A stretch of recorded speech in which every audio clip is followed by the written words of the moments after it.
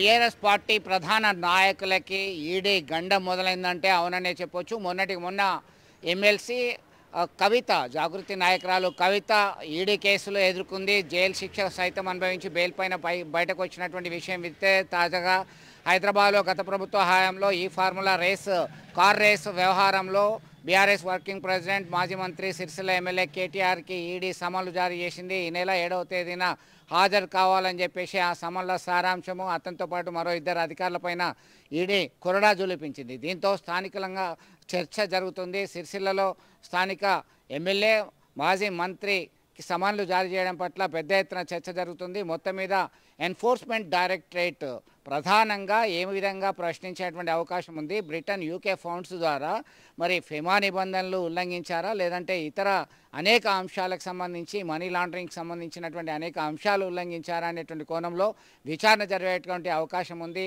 మరి దీనికి సంబంధించి ఇప్పటికే 55 కోట్లు హంఫర్ట్ అని చెప్పి వస్తున్నటువంటి వార్తల నేపథ్యంలో ఏం జరగబోతుంది, కేటీఆర్ ఈడీకి ఎదుట హాజరవుతారా, దానికి సంబంధించి పరిణామాలు ఎలా ఉండబోతున్నాయి. ఒకవైపు రాష్ట్రంలో ఏసీబీ కేసు నమోదు చేయడానికి సంబంధించి గవర్నర్ అనుమతి ఇవ్వడము, అలాగే ఆ తదనంతర పరిణామాల నేపథ్యంలో ఈడీ సైతం రంగంలోకి దిగడంతో కేటీఆర్ పరిస్థితి ఎలా ఉండబోతుంది అనే దాని మీద పెద్ద ఎత్తున చర్చ అయితే కొనసాగుతుందని చెప్పుకోవచ్చు.